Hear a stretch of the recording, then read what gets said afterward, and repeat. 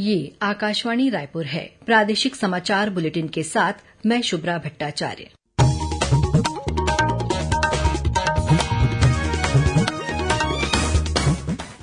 और पेश है आज के मुख्य समाचार।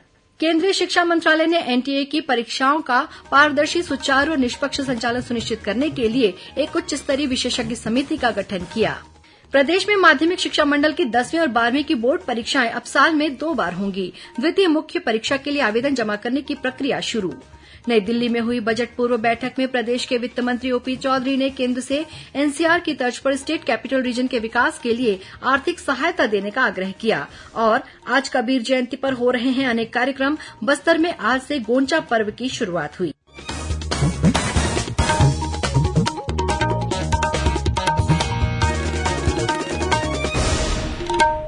अब समाचार विस्तार से।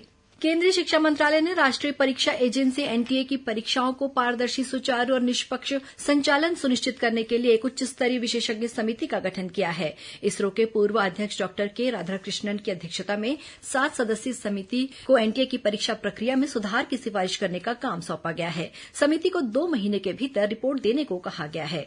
इस बीच केंद्र सरकार ने प्रतियोगी परीक्षाओं में कदाचार और अनियमितताओं पर अंकुश लगाने के लिए कड़ा कानून बनाया है। इसमें दोषियों को अधिकतम 10 साल की सजा और 1 करोड़ रुपए तक के जुर्माने का प्रावधान किया गया है। आधिकारिक गजट में प्रकाशित एक अधिसूचना में कार्मिक मंत्रालय ने कहा कि कानून के प्रावधान आज से लागू हो जाएंगे। संघ लोक सेवा आयोग, कर्मचारी चयन आयोग, राष्ट्रीय परीक्षा एजेंसी एनटीए, रेलवे भर्ती बोर्ड, बैंकिंग भर्ती परीक्षा निकायों और अन्य सार्वजनिक परीक्षाओं में अनुचित साधनों को रोकने के लिए ये अधिनियम बनाया गया है। इस बीच इस वर्ष की संयुक्त सीएसआईआर यूजीसी नेट परीक्षा अपरिहार्य परिस्थितियों के कारण स्थगित कर दी गई है। ये परीक्षा मंगलवार से बृहस्पतिवार के बीच होनी थी। राष्ट्रीय परीक्षा एजेंसी एनटीए ने कहा कि इसके आयोजन के लिए संशोधित कार्यक्रम आधिकारिक वेबसाइट के माध्यम से बाद में घोषित किया जाएगा। प्रदेश में माध्यमिक शिक्षा मंडल की 10वीं और 12वीं की बोर्ड परीक्षाएं अब साल में 2 बार होंगी। मंडल ने हाई स्कूल, हायर सेकेंडरी की द्वितीय मुख्य परीक्षा के लिए फॉर्म भरने की तिथि जारी कर दी है। इसमें वे सभी विद्यार्थी आवेदन कर सकते हैं जो प्रथम मुख्य परीक्षा में पंजीकृत हैं। वहीं ऐसे सभी विद्यार्थी जो पूरक, अनुत्तीर्ण या उत्तीर्ण हैं, वे भी श्रेणी सुधार के लिए द्वितीय मुख्य परीक्षा में शामिल हो सकेंगे। द्वितीय मुख्य परीक्षा के लिए आवेदन की प्रक्रिया शुरू हो गई है, जो 30 जून तक चलेगी। वहीं विलंब शुल्क के साथ 1 और 2 जुलाई को आवेदन जमा किए जा सकते हैं। नियमित परीक्षार्थी अपने विद्यालय से तथा अवसर परीक्षार्थी समन्वय संस्थाओं के माध्यम से आवेदन कर सकते हैं। परीक्षा संबंधी जानकारी मंडल की वेबसाइट पर भी उपलब्ध है। राज्यपाल विश्वभूषण हरिचंदन से आज मुख्यमंत्री विष्णुदेव साय ने राजभवन में सौजन्य मुलाकात की। इस अवसर पर मुख्यमंत्री ने राज्यपाल को सरकार की विभिन्न गतिविधियों की जानकारी दी। साथ ही राज्य की वर्तमान स्थिति, किसानों को खरीफ फसल के लिए उपलब्ध कराए जा रहे खाद और बीज तथा प्रदेश में चलाई जा रही विभिन्न योजनाओं से अवगत कराया। इस अवसर पर समसामयिक विषयों पर भी चर्चा हुई। केंद्रीय वित्त मंत्री निर्मला सीतारमण की अध्यक्षता में नई दिल्ली में आयोजित बजट पूर्व बैठक में छत्तीसगढ़ के वित्त मंत्री ओपी चौधरी भी शामिल हुए। इस दौरान श्री चौधरी ने केंद्र से एनसीआर की तर्ज पर स्टेट कैपिटल रीजन के विकास के लिए आर्थिक सहायता देने का आग्रह किया। बैठक में उन्होंने राज्यों को विशेष सहायता की राशि, प्रदेश में रेल नेटवर्क के विस्तार सहित कई महत्वपूर्ण प्रस्ताव और सुझाव दिए। बैठक में श्री चौधरी ने छत्तीसगढ़ की नई राजधानी को सूचना प्रौद्योगिकी, वित्त, बैंकिंग और ग्रीन एनर्जी के हब के रूप में विकसित करने के लिए बजट में आर्थिक सहायता प्रदान करने का आग्रह किया।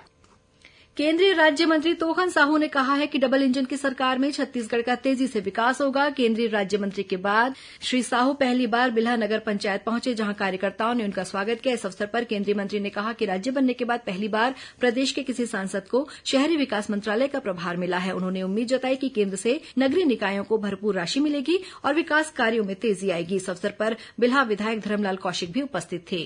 छत्तीसगढ़ उच्च न्यायालय के रजिस्ट्रार जनरल ने न्यायाधीशों का तबादला आदेश जारी किया है। इसके तहत 4 जिलों के जिला और सत्र न्यायाधीश तथा 8 अपर जिला और सत्र न्यायाधीशों का स्थानांतरण किया गया है। साथ ही हाईकोर्ट स्थापना के न्यायाधीश का भी तबादला किया गया है। तबादला सूची के अनुसार न्यायाधीश प्रज्ञा पचौरी को दुर्ग, जितेंद्र कुमार को रायगढ़, मोहम्मद रिजवान खान को कोरिया और श्यामलाल नवरतन को बालोद जिले का प्रधान जिला और सत्र न्यायाधीश नियुक्त किया गया है।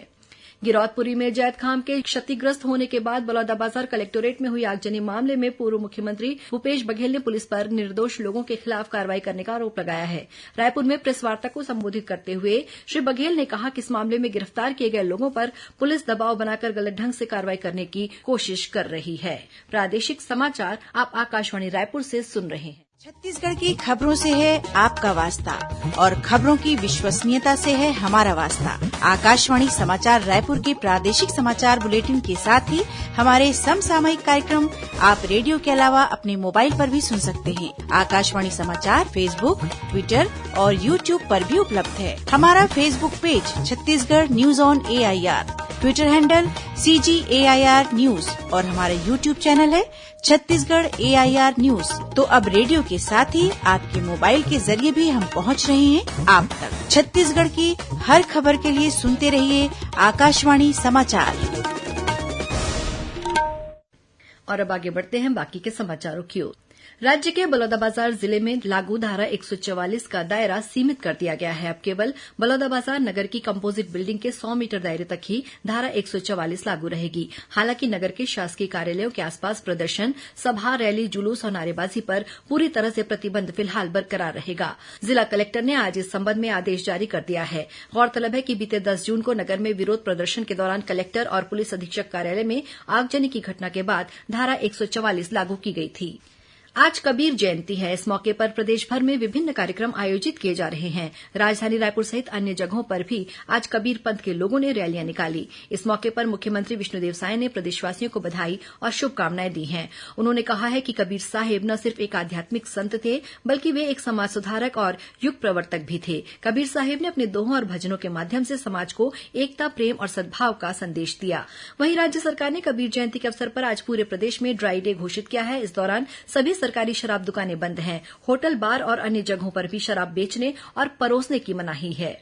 बस्तर में आज से गोचा पर्व की शुरुआत हो गई है। इस पर्व के दौरान जगदलपुर के जगन्नाथ मंदिर में चंदन यात्रा विधान किया गया और देव विग्रहों को चंदन से स्नान कराया गया। इस दौरान भगवान के स्नान के लिए इंद्रावती नदी के महादेव घाट से पवित्र जल लाने की परंपरा निभाई गई। मान्यता के अनुसार देव स्नान यात्रा पूजा विधान के बाद भगवान जगन्नाथ अस्वस्थ हो जाते हैं। इसे अनसर काल कहा जाता है और इस दौरान कल से लेकर 5 जुलाई तक भगवान जगन्नाथ के दर्शन नहीं होंगे। दुर्ग स्थित भगवान जगन्नाथ स्वामी मंदिर में भी आज भगवान जगन्नाथ की स्नान यात्रा की रस्म निभाई गई। मंदिर के पुजारी तुषार कांति महापात्र ने बताया कि नव यौवन दर्शन और नेत्रोत्सव के बाद भगवान जगन्नाथ की रथ यात्रा निकाली जाएगी। मुख्यमंत्री विष्णुदेव साय ने गोंचा पर्व की शुरुआत पर बस्तर सहित सभी प्रदेशवासियों को शुभकामनाएं देते हुए कामना की है कि महाप्रभु जगन्नाथ की कृपा सब पर सदैव बनी रहे।